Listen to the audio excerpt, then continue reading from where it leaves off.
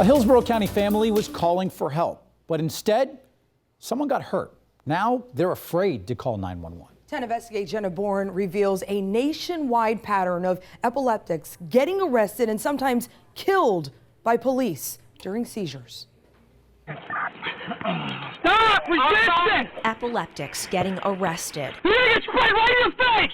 You hear me? Seen through the eyes of police. I've actually talked to him before. He told me he had seizures. But through the eyes of someone who suffers from epilepsy, it can be a blur. Apparently they'd shot me with a taser too.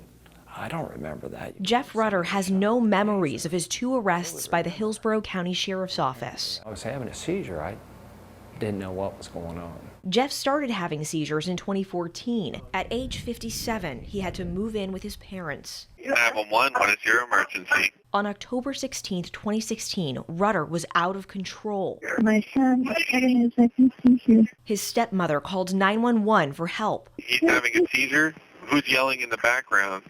He gets very violent. He's being violent? Yeah. 2 deputies showed up here. You heard Rutter's stepmother tell 911 he was having a seizure. But both deputies were told that behind this door, they were responding to a domestic violence call.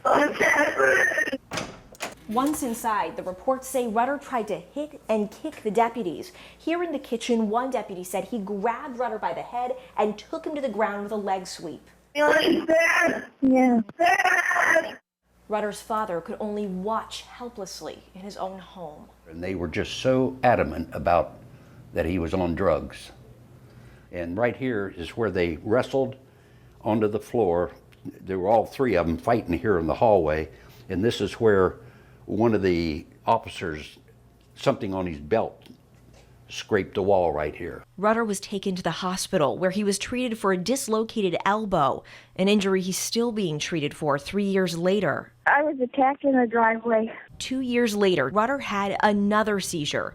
This time, his neighbor called to 911. He was laying on the grass across the street, and I was trying to get in my car, and he tried to push me into the car, and I got away from him. When deputies found Rutter, they say he threatened and tried to hit them. They shocked him with a taser and restrained him on the ground while he flailed in the street, leaving these gashes on his face. 8 policemen had him on the ground over there. He was battling them, all 8. What the deputies didn't know, patients can really act psychotic. Rutter has post-ictal psychosis. They have delusions. A condition that causes people to act out after seizures. They are cut from reality and have all types of inappropriate behaviors. What might those behaviors include? It can be hallucinations, it can be violent acts sometimes, it can be completely inappropriate behaviors that do not reflect their normal personality. Are they aware at all that they're doing this? Not at all. Do you think any of the deputies in either of Jeff Rutter's arrests should have done anything differently? No. Colonel Kyle Robinson is the head of the Department of Patrol Services at the Hillsborough County Sheriff's Office, the department that arrested Rutter. I'm empathetic to this family. They're in tough times. But to ask a deputy sheriff to make that assessment as soon as he puts his car in park and gets out of the car and tries to decipher what's going on there it's not a reality. The Epilepsy Foundation says about 3.5 million people have epilepsy in the U.S., and post-ictal psychosis likely affects 6 to 10% of them. Do the math, and it's between 200,000 and 350,000 people nationwide. That's about the population of St. Petersburg. It can occasionally, and it did in a patient of ours recently, result in injustice. The patient is accused of things that he's not really responsible for. He had a seizure. 10 Investigates found similar cases across the country, officers mistaking epileptic outbursts as a reaction to drugs. Sometimes these encounters turn fatal. In Republic, Missouri, police shot Destry Mickle to death in 2016.